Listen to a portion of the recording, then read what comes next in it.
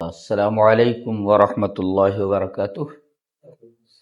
ناظرین کرام، آپ کے بہت سارے سوالات موصول ہوئے اور بعض سوالات تو یقیناً بڑے اہم اور بڑے ہی بہترین تھے۔ ہم نے آپ کے سوالوں کے جوابات کے لیے ہفتے میں سنیچر کا دن مختص کیا ہوا ہے، اس لیے کہ اتوار کے دن قرآن حکیم کی تفسیر کے لیے ہم نے خاص کیا ہے۔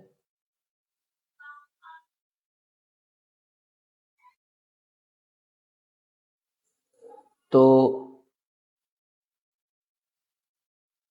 آپ کے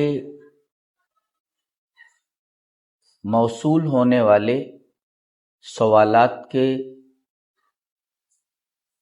کچھ جوابات ہم دے چکے ہیں، کچھ سوالات اور ہیں۔ آج ہم ان سوالوں کے جوابات دینا چاہیں گے۔ ایک سوال یہ آیا ہے کہ کیا 2 وقت کی نمازوں کو جمع کر کے پڑھا جا سکتا ہے؟ جواب اس کا یہ ہے کہ ایسا کرنا جائز ہے۔ دلیل کیا ہے؟ صحیح مسلم میں حضرت ابن عباس رضی اللہ تعالی عنہما سے روایت ہے کہ رسول اللہ صلی اللہ علیہ وسلم کے بارے میں فرماتے ہیں کہ صلی رسول اللہ صلی اللہ علیہ وسلم الظہر والعصر جميعا والمغرب والعشاء جميعا من غیر خوف ولا سفر ولا مطر، رواہ مسلم، کہ رسول اللہ صلی اللہ علیہ وسلم نے 2 نمازوں کو، ظہر اور عصر کو، والمغرب والعشاء اور مغرب اور عشاء کو جمع کر کے پڑھا ہے، اور آپ اس وقت مدینہ ہی میں تھے۔ یہ جو حدیث میں نے مسلم کی پیش کی ہے، اس میں جگہ کا تعین نہیں ہے کہ آپ نے یہ کہاں پڑھا ہے، لیکن جب ہم دوسری روایت کے الفاظ دیکھتے ہیں تو وہاں پر بالمدینتی کا لفظ موجود ہے، یعنی آپ مدینہ ہی میں تھے۔ یعنی یہ واقعہ سفر کا نہیں بلکہ حضر کا ہے کہ رسول اللہ صلی اللہ علیہ وسلم نے مدینہ میں رہتے ہوئے ظہر اور عصر کو اور مغرب اور عشاء کو جمع کر کے پڑھا، اور دشمنوں کا خوف بھی نہیں تھا، سفر بھی نہیں تھا، اور مطر یعنی بارش بھی نہیں تھی۔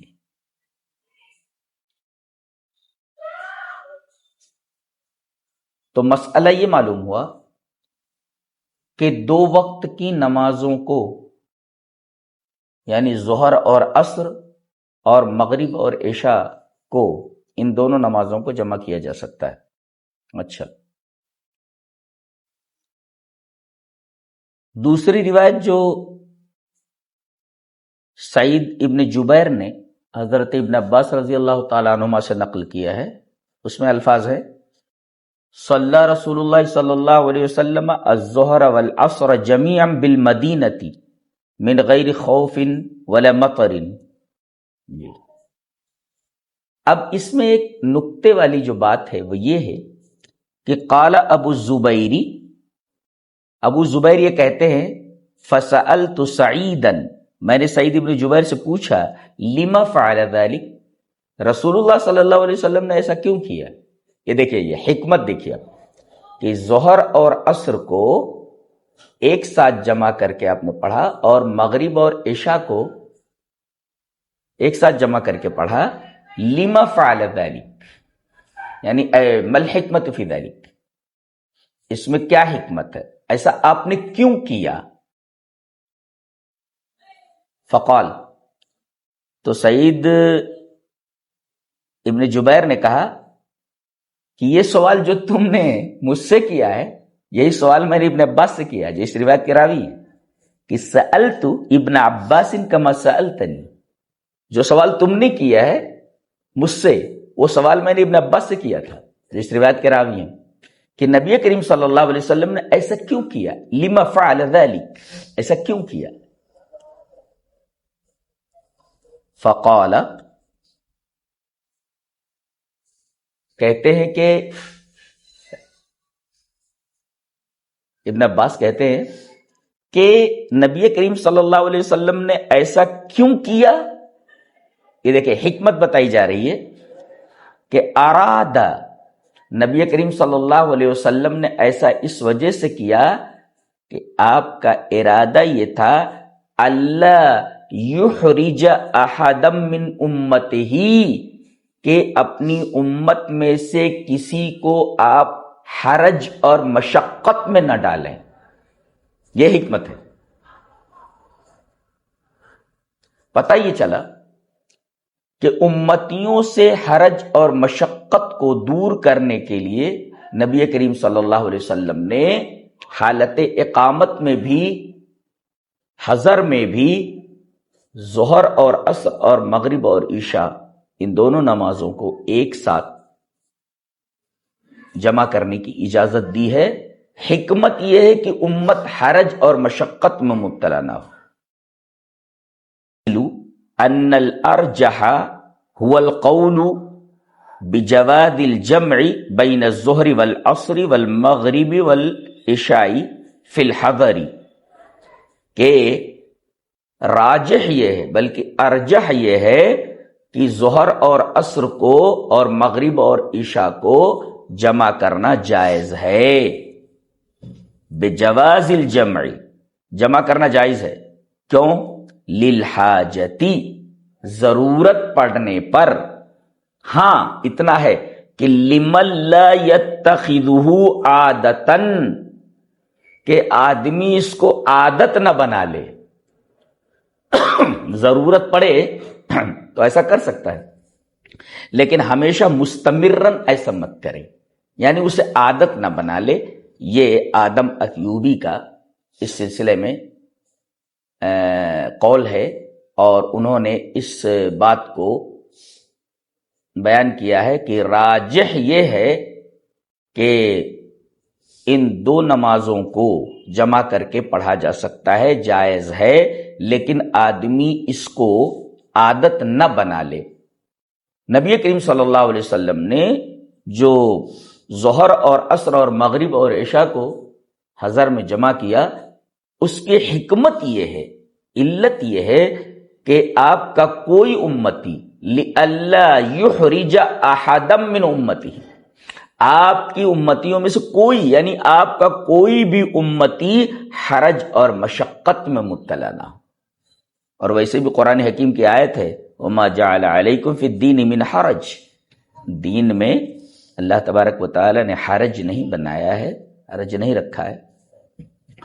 تو یہ بات صاف ہو گئی، الحمدللہ بات سمجھ میں آ گئی کہ ضرورت پڑنے پر ان دونوں نمازوں کو جمع کیا جا سکتا ہے، یعنی ظہر اور عصر کو اور مغرب اور عشاء کو، اس میں کوئی حرج نہیں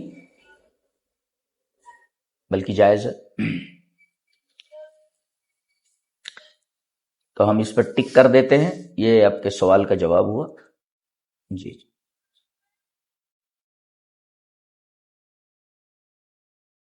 جی۔ اس کے بعد ایک سوال یہ آیا ہے کہ تیمم کا طریقہ بتائیں۔ جی، تیمم کا طریقہ آپ ایک صحیح حدیث میں دیکھیں گے کہ نبی کریم صلی اللہ علیہ وسلم نے تیمم کس طرح کیا ہے۔ علماء نے اس حدیث کو سامنے رکھ کر کے تیمم کا طریقہ یہ بتایا ہے کہ اگر پانی نہ ملے تو آدمی پاک مٹی کے اوپر پہلے نیت کرے، نیت تیمم کی، اس کے بعد بسم اللہ پڑھے، بسم اللہ پڑھ کر کے پہلے نیت کرے تیمم کی، پھر بسم اللہ پڑھے، بسم اللہ پڑھ کے پاک مٹی صعیدن طیبن، پاک مٹی پر ایک ضربہ لگائے، ایک بار مارے ایسے، یہ مٹی ہے جیسے، اب اس پر ہاتھ مارا گیا ایسے، اب اس کے بعد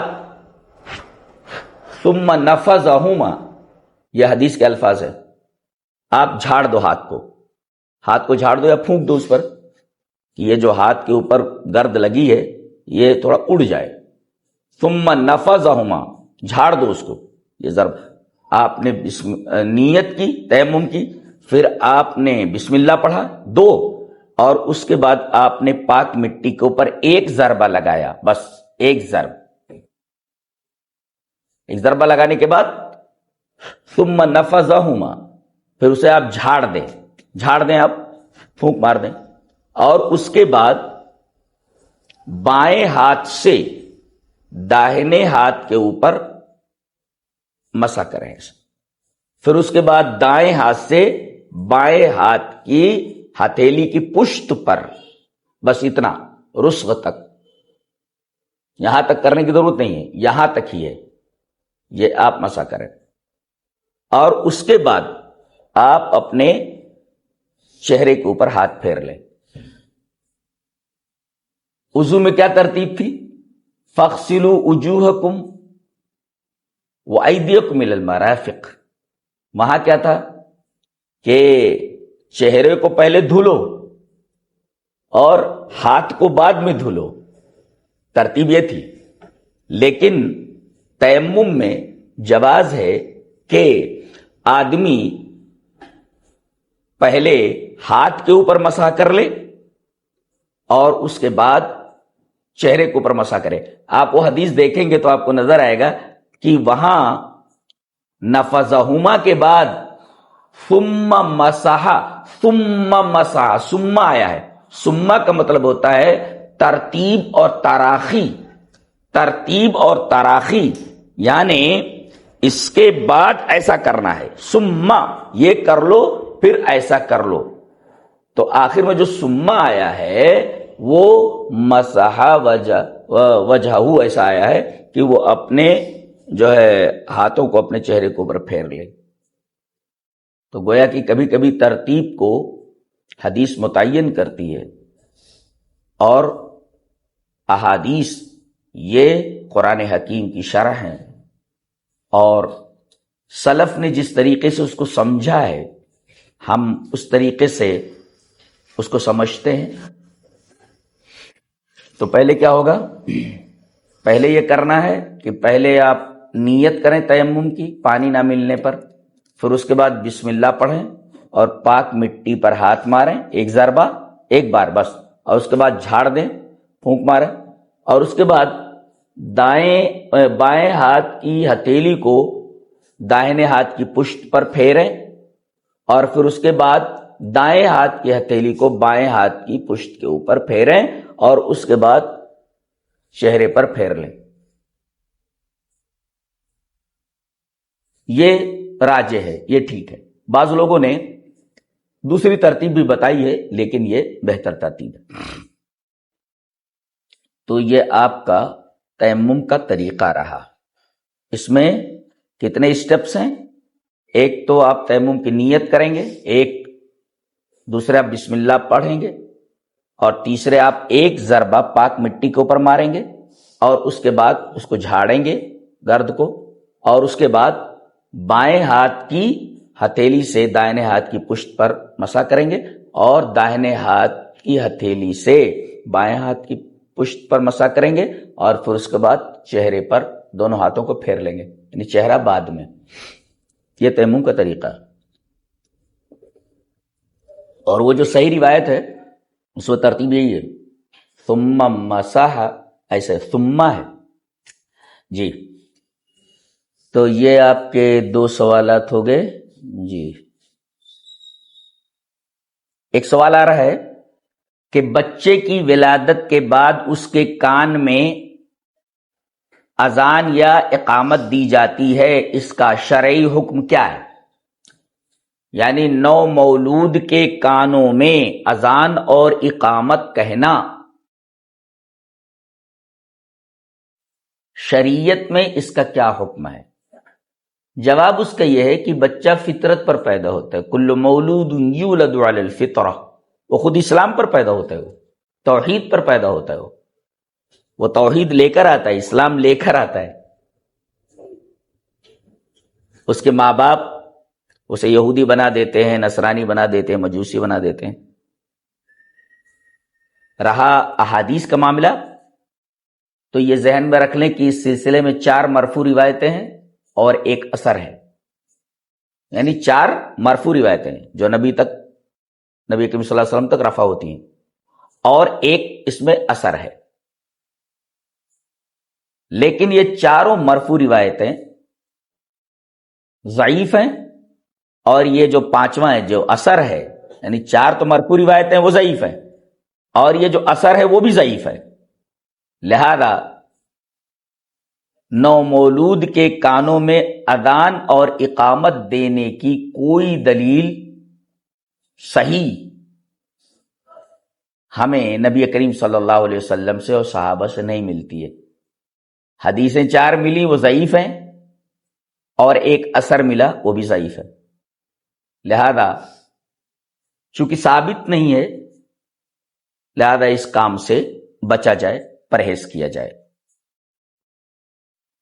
بہتر یہ ہے کہ اس پر عمل نہ کیا جائے، اس لیے کہ ہمیں اس کا کوئی ٹھوس ثبوت نہیں مل رہا ہے۔ جو روایتیں مل رہی ہیں 4 وہ ضعیف ہیں، اور جو اثر ایک مل رہا ہے وہ بھی ضعیف ہے۔ یہ پانچوں کی پانچوں 4 مرفوع روایتیں اور ایک اثر سب جب ضعیف ہیں تو ضعیف کے اوپر عمل نہیں کیا جائے گا۔ بہتر یہ ہے کہ اس کے کانوں میں اقامت اور اذان سے پرہیز کیا جائے، اس لیے کہ ہمارے پاس اس کی دلیل نہیں ہے۔ تو یہ آپ کا جواب ہوا کہ بچے کی ولادت کے بعد اس کے کان میں اذان اور اقامت دینے کا کیا معاملہ ہے۔ ہاں، میں نے کہیں پڑھا تھا کہ ابو رافع کی جو روایت ہے، ایک علامہ البانی نے اس کو حسن کہا تھا، لیکن اس کے بارے میں جان لیں کہ علامہ البانی نے اپنے اس قول سے رجوع کر لیا تھا۔ لہذا ابو رافع کی روایت سے بھی آپ دلیل نہیں پکڑ سکتے، حجت نہیں پکڑ سکتے، اس لیے کہ خود اس کے اوپر حسن کا حکم لگانے والا اس حدیث کے حسن ہونے سے رجوع ہو چکا ہے، قول سے رجوع کر چکا ہے۔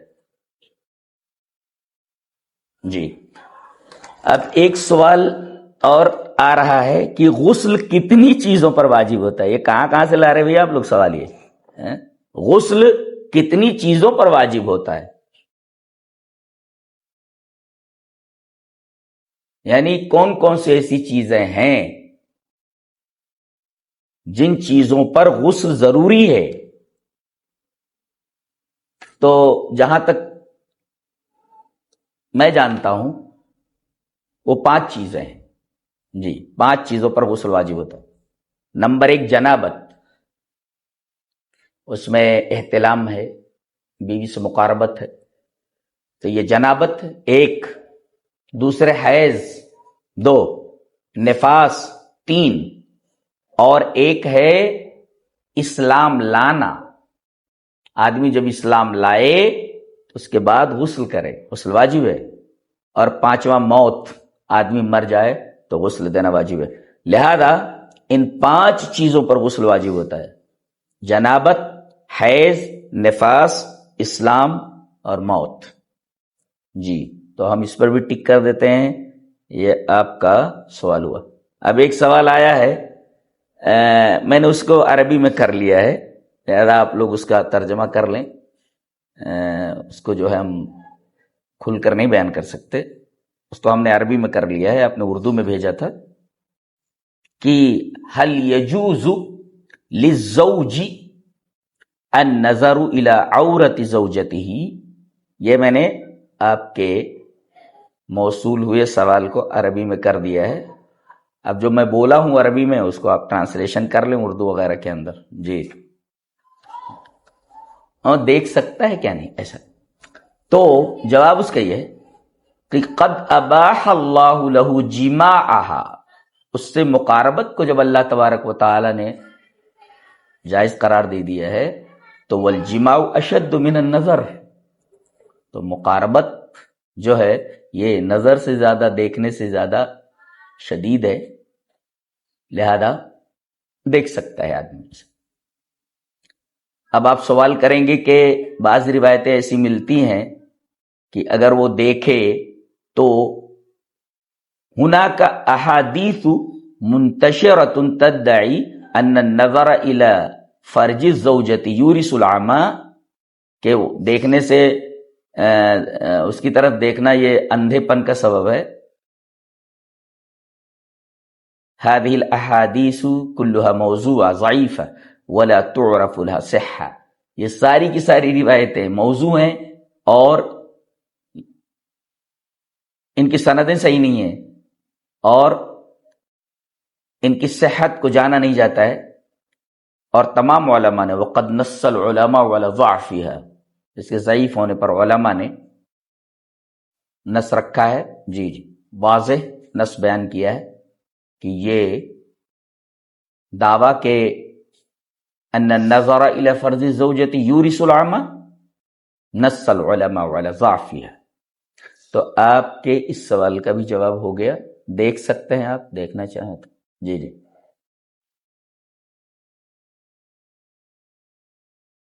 جی۔ اس کے بعد اگلا سوال آ رہا ہے کہ نماز وتر کا کیا حکم ہے؟ نماز وتر کیا ہے؟ اچھا سوال ہے یہ۔ جواب اس کا یہ ہے کہ جمہور علماء اور دیگر محدثین کے نزدیک نماز وتر واجب نہیں بلکہ سنت مؤکدہ ہے۔ اچھا، واجب نہیں ہے، اس کی دلیل دیں آپ۔ آپ نے سنت مؤکدہ کہا اور وجوب کی نفی کی ہے کہ یہ واجب نہیں ہے بلکہ سنت مؤکدہ، اس کی دلیل دیں۔ دلیل یہ رہی ان علی رضی اللہ تعالی عنہ قال الوتر لیس بحتم کصلاتکم المکتوبہ ولكن سن رسول اللہ صلی اللہ علیہ وسلم وقال ان اللہ وتر يحب الوتر فاوتروا یا اہل القرآن، رواہ الترمذی فی ابواب الوتر وقال الالبانی هذا حدیث صحیح۔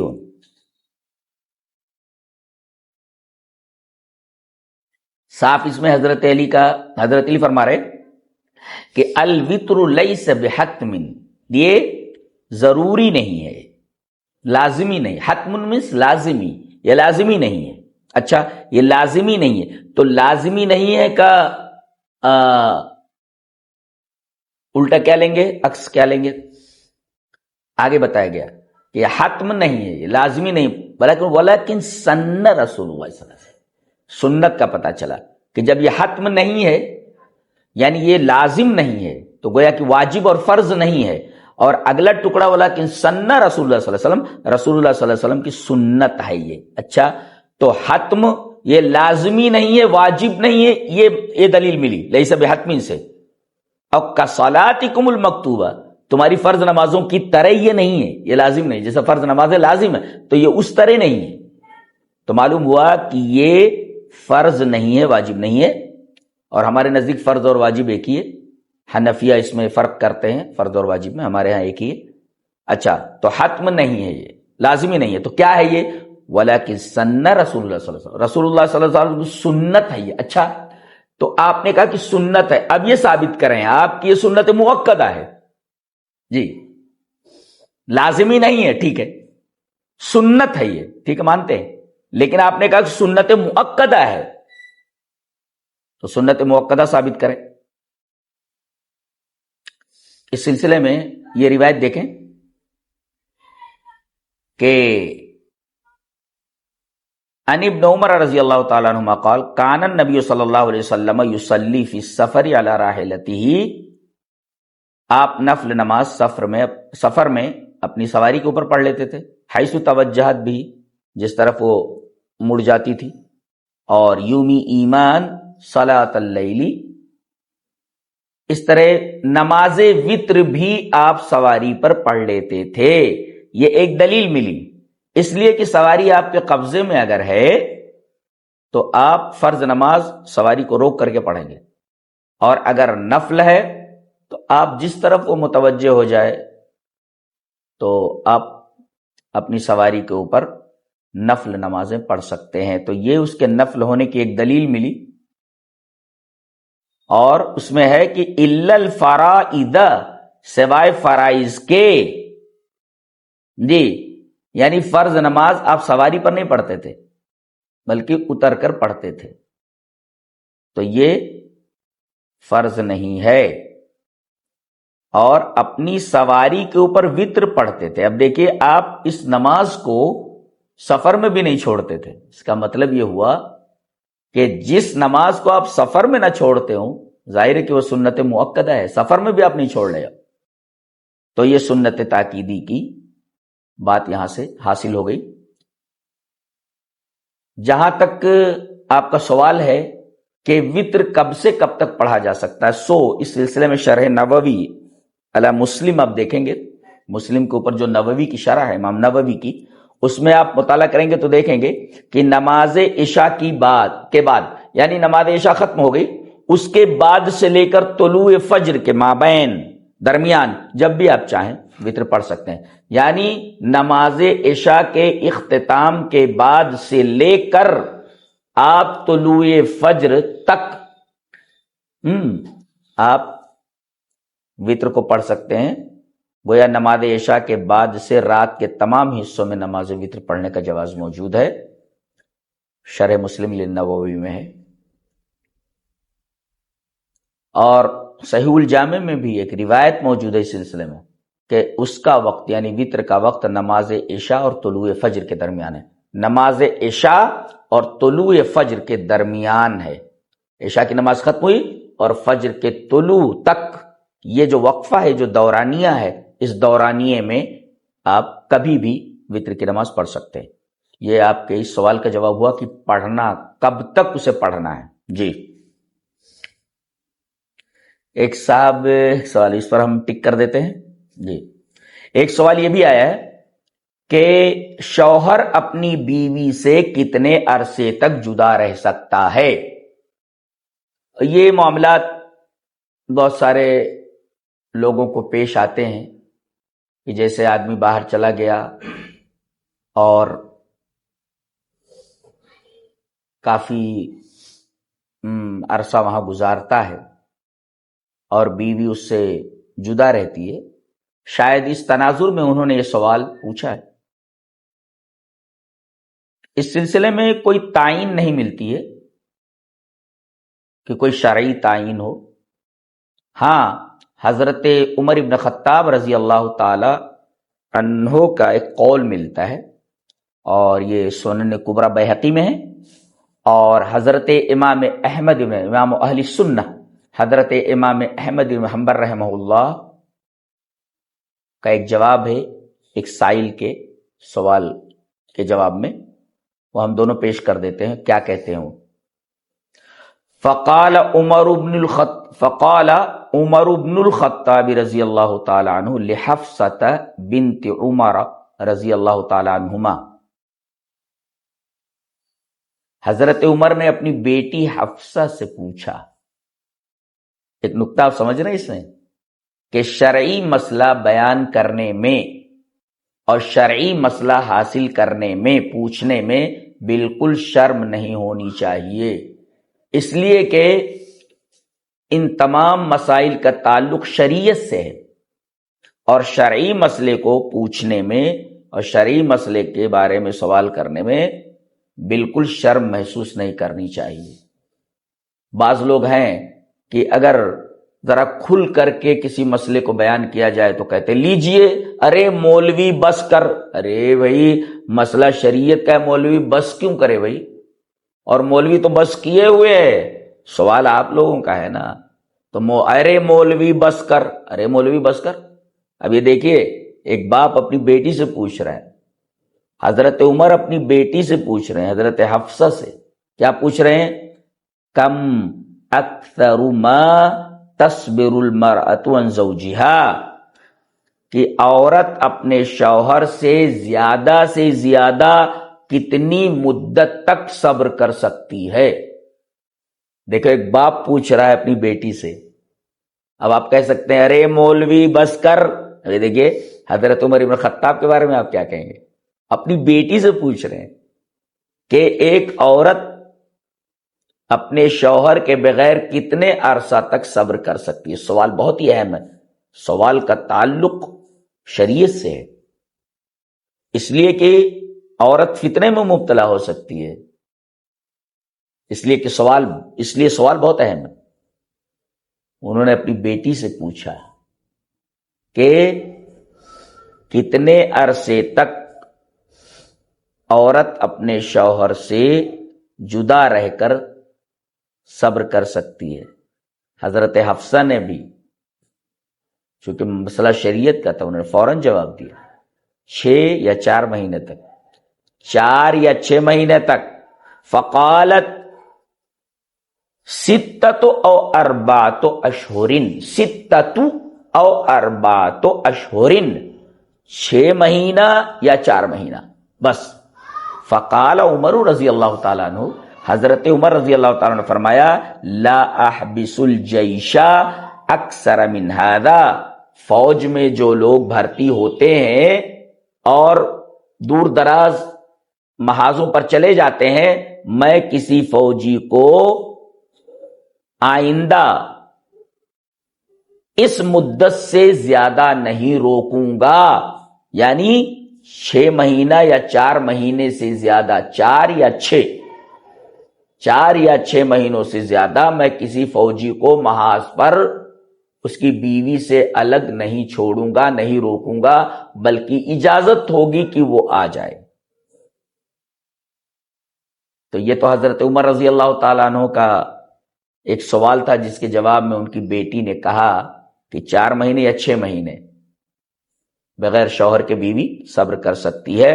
تو انہوں نے کہا کہ میں کسی فوجی کو کسی بھی محاذ پر ہو 4 یا 6 مہینے، اتنی مدت تک میں اسے نہیں روکوں گا، اسے اجازت ہوگی کہ وہ اتنی مدت کے درمیان آ جائے. اب یہ تو تھا حضرت عمر رضی اللہ تعالیٰ عنہ کا سوال اور ان کی بیٹی کا جواب. امام احمد بن حنبل رحمہ اللہ سے پوچھا گیا. ابن قدامہ نے المغنی کے اندر یہ جزیہ نقل کی ہے کہ وسئل احمد، حضرت امام احمد بن حنبل رحمہ اللہ سے سوال کیا گیا کہ کم للرجل ان یغیب عن اہلہ، کہ شوہر اپنی بیوی سے کتنی مدت تک جدا ہو سکتا ہے، الگ الگ رہ سکتے ہیں دونوں. بیوی اپنے شوہر سے اور شوہر اپنی بیوی سے کتنے عرصے تک جدا رہ سکتے ہیں. کم للرجل ان یغیب عن اہلہ، شوہر اپنی بیوی سے کتنے عرصے تک غائب رہ سکتا ہے.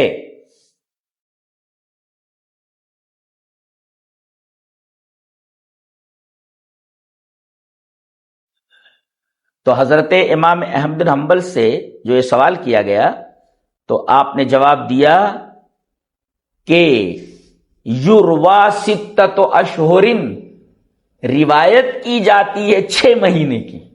گویا کہ امام احمد بن حنبل رحمہ اللہ کا فتویٰ بھی یہی ہے، زیادہ سے زیادہ 6 مہینے.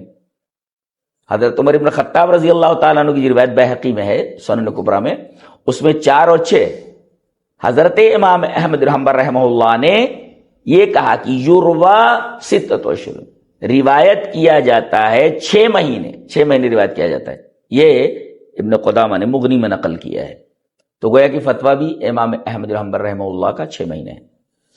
ابن عثیمین رحمہ اللہ وغیرہ نے، دیگر جو علماء ہیں، مفتیان عرب ہیں، انہوں نے تھوڑی توسع اس میں برتی ہے کہ جیسے شوہر اپنے ملک سے باہر کسی دوسرے ملک میں چلا گیا، اس کو چھٹی نہیں مل رہی ہے، تو وہ اپنی بیوی کے عیش و آرام کے لیے، اپنی بیوی کے نان نفقے کے لیے، اپنے بچوں کی ضروریات کو پورا کرنے کے لیے وہ باہر رہ رہا ہے.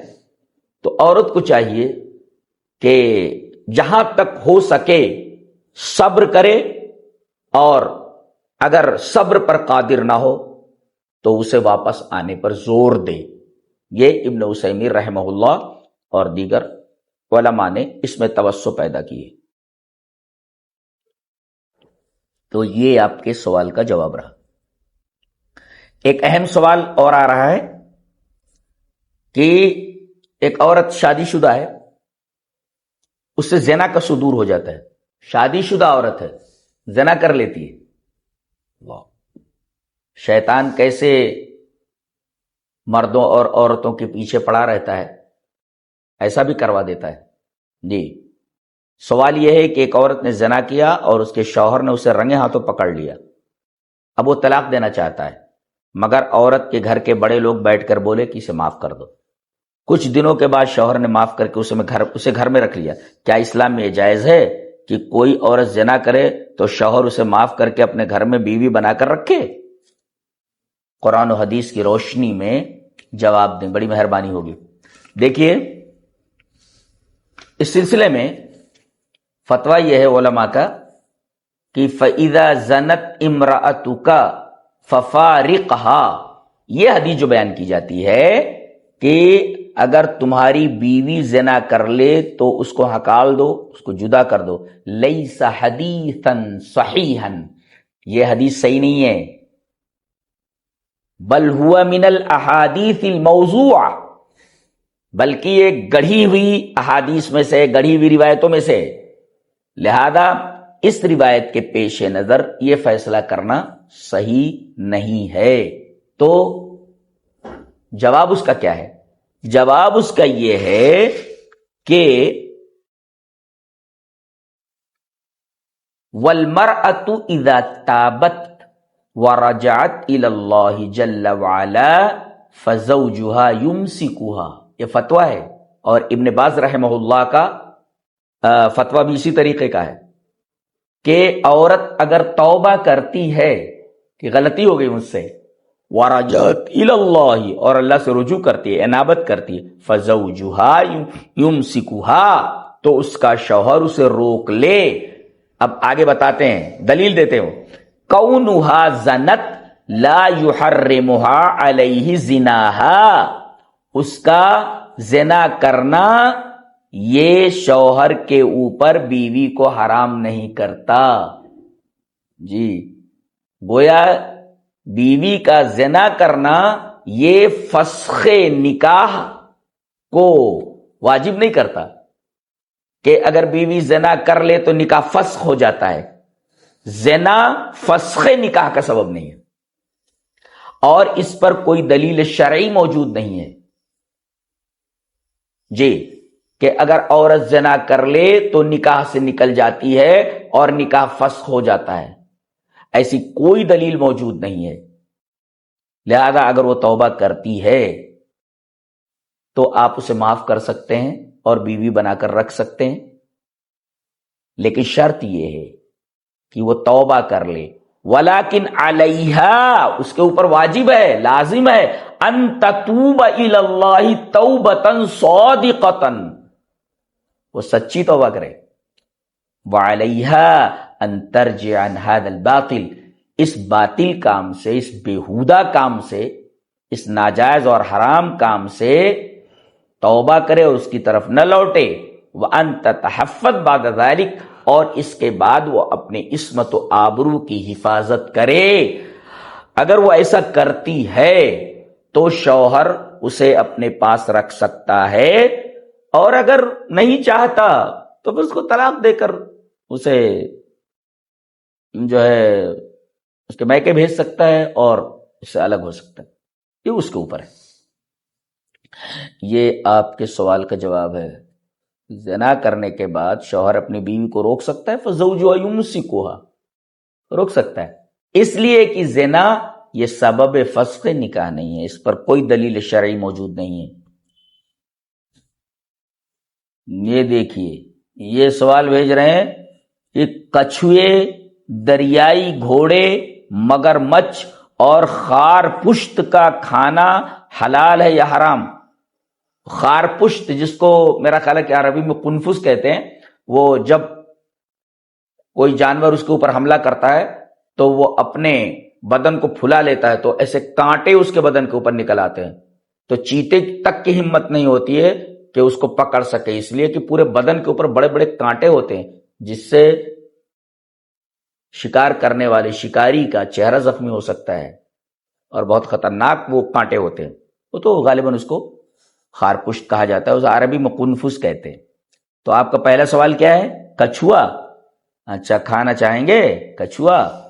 تو اب یہ دیکھیے قرآن حکیم کی آیت کا عموم ہے، احل لکم صید البحر وطعامہ، دریا کا شکار تمہارے لیے حلال کیا گیا ہے، شکار کر سکتے ہیں، وطعامہ، اور اس میں جو جانور ہیں دریا میں آپ کھا سکتے ہیں، اس کو طعام ہے وہ کھا سکتے ہیں۔ تو یہ آپ کا رہا کچھوا۔ اور دریائی گھوڑا جس کو عربی میں فرس البحر کہتے ہیں، دریا کا گھوڑا، یحل اکلہ بالاجماع، یہ اجماع کی دلیل ہے، یہ اس پر اجماع ہے کہ دریائی گھوڑا آپ کھا سکتے ہیں۔ کیوں؟ لأنہ من صید البحر، اس لیے کہ وہ دریا کا شکار ہے۔ یہ رہا آپ کا دریائے گھوڑے کے بارے میں، کھا سکتے ہیں آپ، اس پر اجماع ہے۔ نمبر 3، مگر یہ کچھوے کے بارے میں کیا ہے؟ کچھوا، یہ کچھوا ہے السلحفاۃ جس کو عربی میں کہتے ہیں، یحل اکلھا، کچھوا کھا سکتے ہیں آپ، لعموم آیت صید البحر، اس لیے کہ صید البحر کی جو آیت ہے احل لکم صید، اس میں عموم ہے، تمہارے لیے حلال کیا گیا ہے دریا کا شکار، وہ شکار کوئی بھی ہو سکتا ہے، وہ طعام ہو، طعام کوئی بھی ہو سکتا ہے، کچھوا بھی ہے اسی میں رہتا ہے، یہ حلال ہے۔ تو آیت کے عموم میں جو صید البحر کی آیت ہے اس کے عموم میں یہ کچھوا بھی ہے، کھا سکتے ہیں آپ۔ قنفذ، خارپشت، یحل اکلہ، اس کا کھانا حلال ہے، کس کا؟ خارپشت کا۔ وَهُوَ مَا ذَهَبَ إِلَيْهِ جُمْهُورُ الْعُلَمَاءِ، اور اسی کی طرف جمہور علماء گئے ہیں۔ استدلال کیا ہے؟ مستدلین، اس بات پر استدلال کرتے ہوئے کہ ان الاصل فی الاشیاء الاباحہ، معاملات میں، اشیاء میں، عبادات میں نہیں، الاصل فی العبادات المنع، یعنی ہم رکے رہیں گے جب تک کہ دلیل نہ آ جائے عبادت میں، اور معاملات میں، عبادت کے علاوہ میں، اشیاء میں ہم کرتے رہیں گے تا آ کے اس کی حرمت کی دلیل آ جائے، یہ فرق ہے۔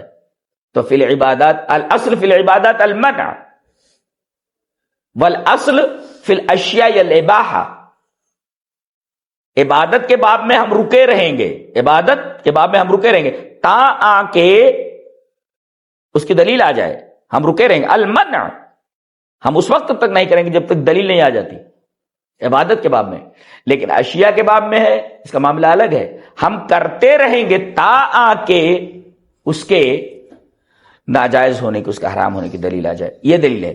بِأَنَّ الْأَصْلَ، اس اصل سے انہوں نے استدلال کیا ہے، مستدلین بِأَنَّ الْأَصْلَ فِي الْأَشْيَاءِ الْإِبَاحَةِ مَا لَمْ يَرِدْ نَصٌّ بِتَحْرِيمِهَا، تا آ کے اس کی تحریم پر کوئی نص آ جائے۔ تمساح، مگرمچھ آیا، یحل اکلہ، یہ اس کا کھانا بھی حلال ہے، کیسے؟ قیاساً علی السمک، مچھلی پر قیاس کرتے ہوئے۔ اہل حدیثوں کو تانا دیا جاتا ہے کہ وہ قیاس کو نہیں مانتے۔ ارے بھئی کون سے قیاس کی بات کر رہے ہو؟ ہم قیاس فاسد کو نہیں مانتے جی، قیاس صحیح کو ہم تو تسلیم کرتے ہیں نا۔ لاکھوں مسائل ایسے ہیں جس میں قیاس کے بغیر چارہ نہیں، لیکن آپ کس قیاس کی بات کرتے ہیں؟ آپ کا یہ کہنا کہ اماموں نے جو قیاس کیا ہوا ہے، آنکھیں بند کرتے ہوں تو تمام قیاسات کو مان لیا جائے، ہم اس کو نہیں مانتے، ہم فقہ الحدیث کو مانتے، قرآن کی جو فقہ ہے اور حدیث کی جو فقہ ہے ہم اس کو مانتے ہیں۔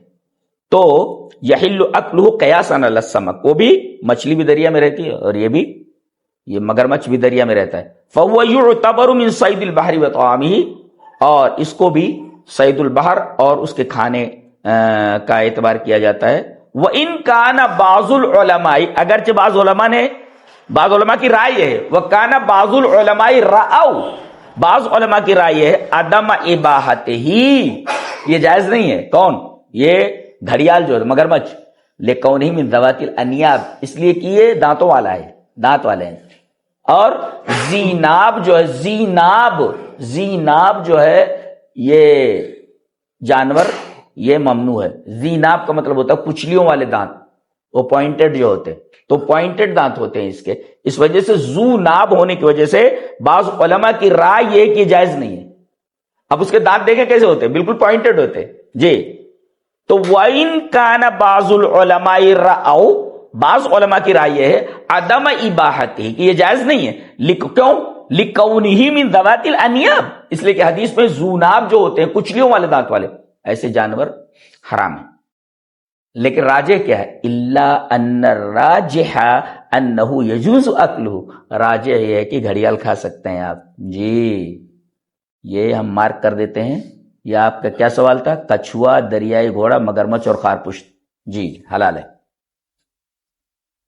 ایک صاحب یہ سوال بھیج رہے ہیں کہ اذان کے بعد کی جو دعا ہے اس میں وسیلے کے الفاظ آئے ہیں، یہ کس معنی میں ہے؟ ما معنی الوسیلہ، یہ پوچھنا چاہ رہے ہیں آپ کہ اذان کے بعد کی جو دعا ہے اس میں جو وسیلے کا لفظ آیا ہے اس میں وسیلے کا کیا معنی ہے؟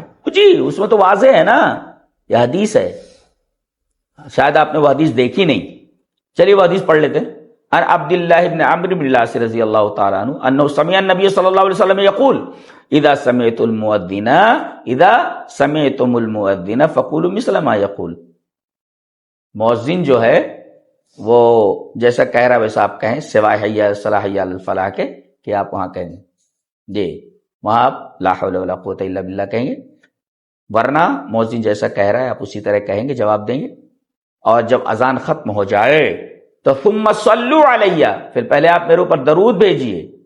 تم لوگ جیسے اذان ختم ہو تو آپ جواب دیتے رہیں گے سواء حی علی الصلاۃ حی علی الفلاح کے، مؤذن جیسا کہہ رہا ویسا کہیے سواء حی علی الصلاۃ حی علی الفلاح کے.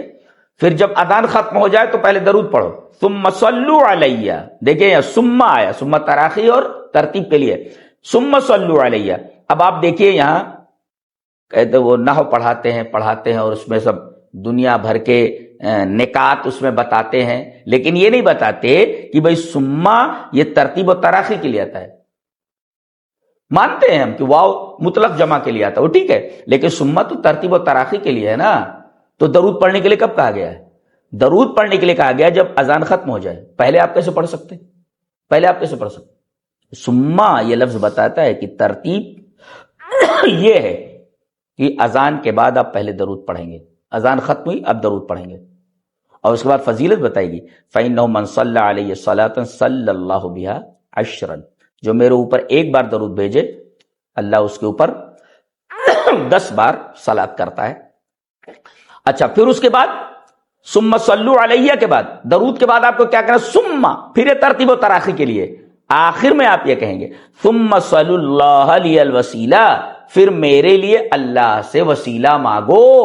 وسیلہ کیا ہے؟ آپ نے خود تشریح فرمائی فَإِنَّهَا مَنزِلَةٌ فِي الْجَنَّةِ، جنت میں ایک مقام کا نام ہے اور یہ بہت اعلیٰ مقام ہے. آپ نے فرمایا لَا تَنبَغِي إِلَّا لِعَبْدٍ مِّنْ عِبَادِ اللَّهِ، وہ اتنا بڑا مقام ہے کہ وہ اللہ کے صرف ایک بندے کو ملنے والا ہے.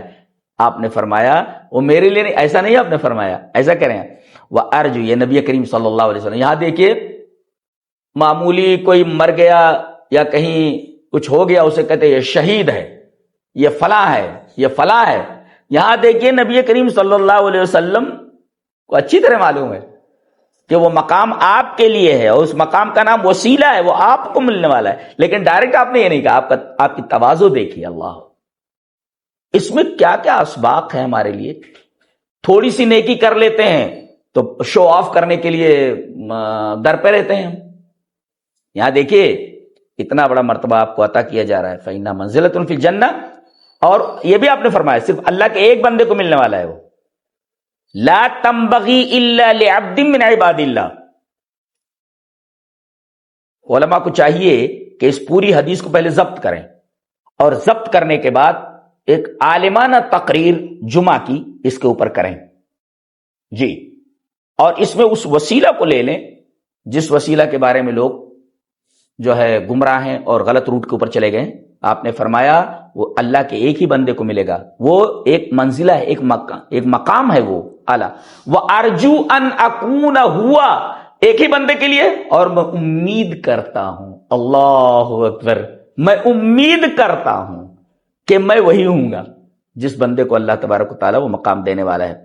اور آپ نے فرمایا یہ دعا پڑھنے کی فضیلت یہ ہے، درود پڑھنے کی فضیلت بتائی، اب اس دعا کو پڑھنے کی فضیلت آپ نے بتائی. فمن سأل لی الوسیلۃ، جس نے یہ دعائے وسیلہ پڑھی اور میرے لیے اللہ سے دعائے وسیلہ مانگا اس جو ہے دعا میں، تو حلت لہ الشفاعہ، حلت لہ الشفاعہ، تو میری شفاعت اس کے لیے حلال ہو گئی.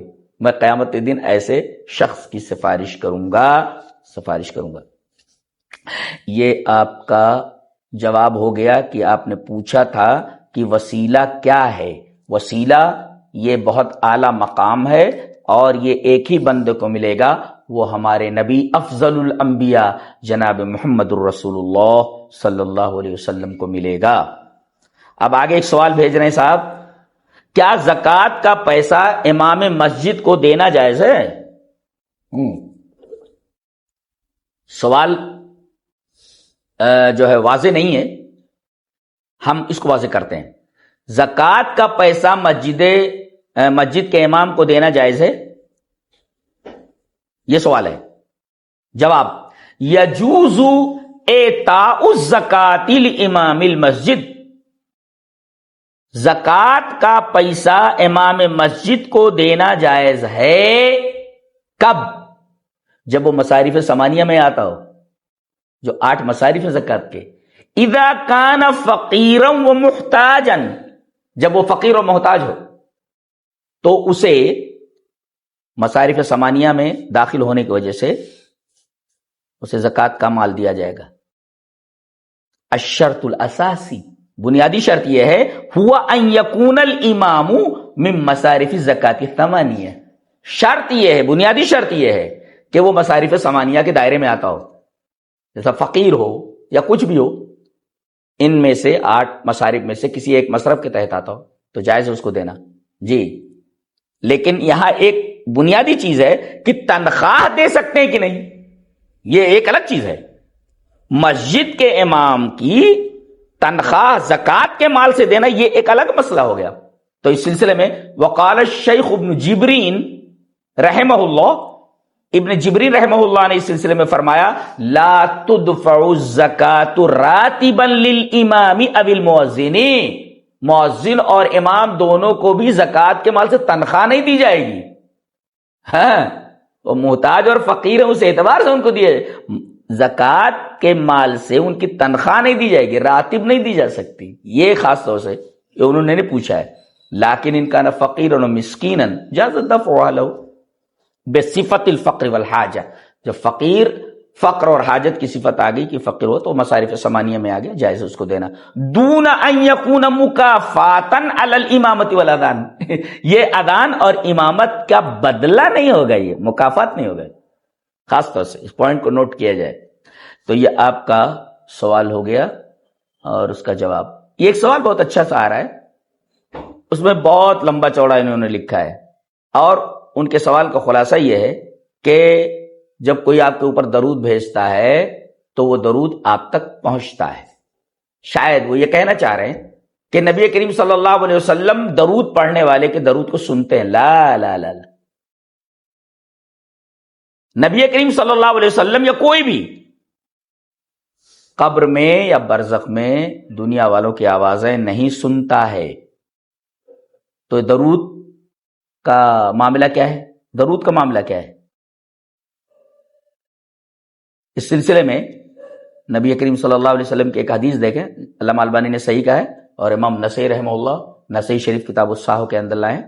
عن عبداللہ رضی اللہ تعالیٰ عنہ قال قال رسول اللہ صلی اللہ علیہ وسلم ان للہ ملائکۃ سیاحین فی الارض یبلغونی من امتی السلام. حضرت عبداللہ ابن مسعود فرماتے ہیں کہ رسول اکرم صلی اللہ علیہ وسلم نے ارشاد فرمایا کہ اللہ کے کچھ مخصوص فرشتے ہیں جو زمین میں سیر و سیاحت کرتے رہتے ہیں. ان کا کام اتنا ہے کہ کوئی درود پڑھنے والا ہو بس اس کے درود کو لے لیتے، ارے یہ درود پڑھ رہا ہے، گھومتے رہتے ہو. درود پڑھا جس نے، بس وہ درود یبلغونی من امتی، یبلغونی من امتی السلام، تو یہ لوگ درود و سلام کو، میری امت کے درود و سلام کو مجھ تک پہنچاتے ہیں. بلغ یبلغ، تبلیغ، پہنچانا. اگر آپ سن رہے ہوتے تو پھر ملائکہ کو اس پر مقرر کرنے کی کیا ضرورت تھی کہ وہ درود کو جو ہے پڑھنے والوں کو تلاش کریں اور درود کو آپ تک پہنچائیں. پہنچانا یہ اس بات کی دلیل ہے، یہ بلغہ کا لفظ یہ بتاتا ہے کہ آپ ڈائریکٹ نہیں سنتے ہیں، بلکہ یہ سلام اور درود آپ تک پہنچایا جاتا ہے. اور آدمی جہاں کہیں بھی دوسری بھی حدیث لے لیں، عن ابی ہریرہ رضی اللہ تعالیٰ عنہ قال قال رسول اللہ صلی اللہ علیہ وسلم لا تجعلوا بیوتکم قبورا، اپنے گھروں کو قبر مت بناؤ، یعنی وہاں بھی نمازیں پڑھا کرو. ولا تجعلوا، جیسے تہجد ہے اور دیگر نوافل ہیں، ولا تجعلوا قبری عیدا، اور میری قبر کو عیدگاہ مت بنانا. وصلوا علیہ، اور میرے اوپر درود بھیجتے رہنا. کیوں؟ فإن صلاتکم تبلغنی حیث کنتم، تمہارا درود مجھ تک پہنچتا ہے. اب یہ پہنچتا کیسے پہنچتا ہے؟ اس سوال کا جواب یہ اوپر والی حدیث میں. پہنچتا کیسے؟ یہاں ہے فإن صلاتکم تبلغنی، تمہارا درود مجھ تک پہنچتا ہے. حیث کنتم، تم جہاں بھی ہو. سوال یہ کہ یہ درود پہنچتا کیسے ہے؟ مجھ تک پہنچتا ہے، ٹھیک ہے، لیکن یہ درود پہنچتا کیسے ہے بتایا گیا. ان للہ ملائکۃ سیاحین فی الارض یبلغونی من امتی السلام. یعنی نبی کریم صلی اللہ علیہ وسلم قبر میں کسی کی آواز کو سنتے نہیں ہیں، یہ ثابت نہیں ہے.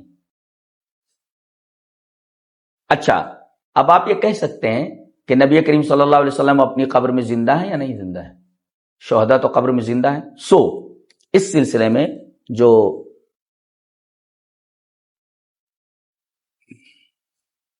بہت پیاری بات کہی گئی ہے، قد صرح الکثیرون من اہل السنہ، بہت سارے اہل سنت نے اس بات کی تصریح کی ہے بأن النبی صلی اللہ علیہ وسلم حی فی قبرہ، کہ نبی کریم صلی اللہ علیہ وسلم اپنی قبر میں زندہ ہیں. حیاتن برزخیتن، وہ برزخی حیات ہے. لا یعلم کنہها وکیفیتها، لا یعلم کنہها وکیفیتها الا اللہ، جس کی حقیقت اور جس کی کنہ کو اللہ کے علاوہ کوئی نہیں جانتا. حیات کیسی، زندہ تو ہیں مگر یہ حیات کیسی ہے؟ لا یعلم کنہها وکیفیتها الا اللہ، اللہ کے علاوہ اس زندگی کی کیفیت کی، وہ زندگی کیسی ہے، کیسی ہے، اس کیفیت کو اللہ کے علاوہ کوئی نہیں جانتا. زندہ ہے مگر زندگی کیسی معلوم ہے. دنیا کی زندگی تو بہرحال نہیں ہے. وَلَيْسَتْ مِن جِنْسِ حَيَاتِ أَهْلِ الدُّنْيَا، آگے میں بتایا گیا یہ اہل دنیا کی زندگی کی جنس سے نہیں ہے. کہ جیسے جنس کا مطلب کیا ہوا؟ جیسے ان کی زندگی ویسے ان کی زندگی، یہ جنس نہیں ہے. کیا بات ہے؟ بل یہ نوع آخر، یہ دوسری قسم کی زندگی ہے. وَهَذِهِ الْحَيَاةُ الْبَرْزَخِيَّةُ أَكْمَلُ مِنْ حَيَاةِ الشُّهَدَاء. اب ایک سوال کا جواب اور دیا جا رہا ہے کہ زندہ نبی بھی ہیں اور زندہ شہداء بھی ہیں، تو شہداء کی حیات یہ افضل ہے کہ نبی کی حیات؟ بلائیں وَهَذِهِ الْحَيَاةُ الْبَرْزَخِيَّةُ أَكْمَلُ مِنْ حَيَاةِ الشُّهَدَاء. شہداء کی زندگی سے اکمل ہے، زیادہ کامل ہے نبی کریم صلی اللہ علیہ وسلم کی حیات. اچھا، ایک سوال اور آ گیا ہے، لے لیتے ہیں. کیا خواتین شادی شدہ ہوں یا غیر شادی شدہ چہرے کا ویکس کرا سکتی ہیں؟ نیند اگر مہندی لگانے میں دشوار، میں جہاں تک سمجھتا ہوں ویکس کا مطلب یہ ہوتا ہے کہ یہ کوئی لوشن ہوتا ہے کہ اسے لگا کر کے، اور غیر ضروری جو بال ہوتے ہیں جیسے ہاتھ وغیرہ پر یا کہیں بھی، تو اس کو ہٹا دیتے ہیں بالوں کو غالباً. اگر مطلب یہی ہے ویکس کا، جہاں تک میں سمجھتا ہوں، تو وہ جلد پر وہ لوشن لگایا جاتا ہے اور جس سے وہ غیر ضروری جو بال ہوتے ہیں وہ اس سے نکل جاتے ہیں. وہ پوچھ رہے ہیں شاید یہ. تو کیا اکھاڑا جا سکتا ہے؟ اس میں پٹی بھی ایسے ہوتی ہے اور ایسے پٹی لگاتے ہیں، اس کے بعد اکھاڑ لیتے ہیں اس کو اکھاڑ لیتے ہیں اس کو، شاید وہی ہے وہ. اور یہ طریقہ جلد کو ہموار اور بے بال کرنے میں مددگار ہوتا ہے. ایک دفعہ نکل گیا تو زیادہ دنوں تک وہ نکلتا اکلتا نہیں ہے. جواب اس کا یہ ہے کہ سر اور بھاؤں کے بال کے علاوہ، یہ ابرو کے جو بال ہوتے ہیں، سر کو ٹکلا نہیں کر سکتی ابرو کے بال نہیں نکال سکتی. تو سر اور ابرو کے بال کے علاوہ بقیہ تمام بالوں کا اتارنا عورت کے لیے جائز ہے.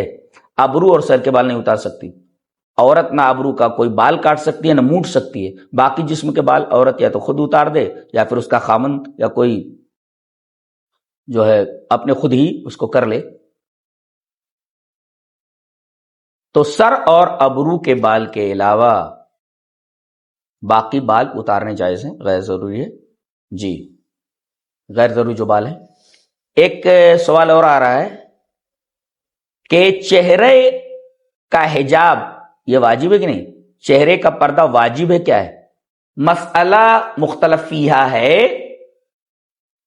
بعض لوگ کہتے ہیں کہ یہ چہرہ پردے میں داخل نہیں ہے، اس طرف گئے ہیں بعض لوگ، اور بعض لوگ کہتے ہیں نہیں واجب ہے. راجح کیا ہے؟ ان الارجح والاظہر، راجح ہے. کیوں؟ اس لیے کہ ظاہر دلیل اس کے ساتھ ہے، زیادہ ظاہر. کیوں؟ ان الارجح والاظہر من الادلۃ الشرعیہ هو وجوب ستر المرأة وجہها، کہ عورت اپنے چہرے کو چھپائے. چہرے کا چھپانا اس کے لیے ضروری ہے، واجب ہے. کیوں؟ راجح یہ ہے. ٹھیک ہے، راجح. کیوں؟ رجحان کی دلیل کیا ہے؟ راجح ہونے کی دلیل. اور اظہر ہونے کی دلیل کیا ہے؟ قرآن میں ہے اذا سألتموہن، جب ان سے مانگو تو فاسألوہن من وراء حجاب، تو پردے کے پیچھے سے مانگو. ظاہر ہے کہ عورت اگر سامنے آ گئی تو پہلے چہرہ آئے گا اس کا.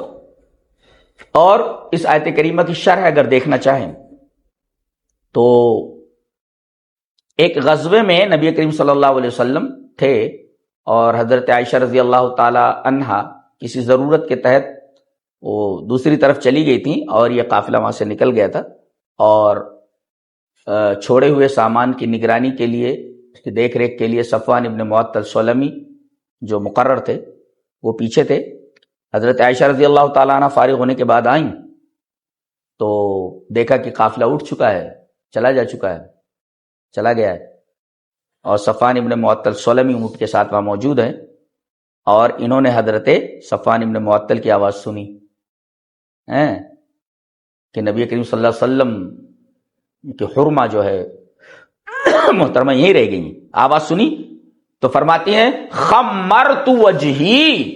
خمر یخمر تخمیر مینس میں نے حجبت وجہی، میں نے اپنے چہرے کو چھپا لیا. خمرت وجہی یعنی خمار سے، اوڑھنی سے اپنے چہرے کو چھپا لیا.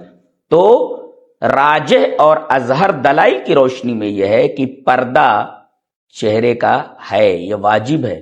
کیوں؟ ایک نقطہ اس میں اور بھی ہے قرآنی کہ اللہ تبارک تعالیٰ نے ارشاد فرما وَلَا يَضْرِبْنَ بِأَرْجُلِهِنَّ لِيُعْلَمَ مَا يُخْفِينَ مِن زِينَتِهِنَّ، کہ عورتیں پیروں میں زیورات پہنے ہوئے ہوں تو پیر پٹک کر نہ چلیں کہ ان کے زیورات کی آواز لوگوں کے کانوں تک پہنچے اور اس کی طرف متوجہ ہو جائے. اس کا مطلب زیورات کی آواز سے فتنہ پیدا ہو سکتا ہے، اسارت الفتن ہو سکتا ہے، فتنہ اٹھ سکتا ہے. تو چہرہ یہ تو بدرج اولا فتنہ کی جگہ ہے. لہذا اظہر اور ارجح یہ ہے کہ عورت اپنے چہرے کو چھپائے گی، چہرے کا چھپانا واجب ہے. تو یہ کچھ سوالات تھے اور کافی وقت ہو گیا ہے، تو انشاءاللہ بقیہ جو آپ کے سوالات ہیں انشاءاللہ ہم دلائل قرآن و سنت کی روشنی میں اور سلف کے جو ہے تشریحات کی روشنی میں ہم آپ کے سامنے رکھیں گے. السلام علیکم.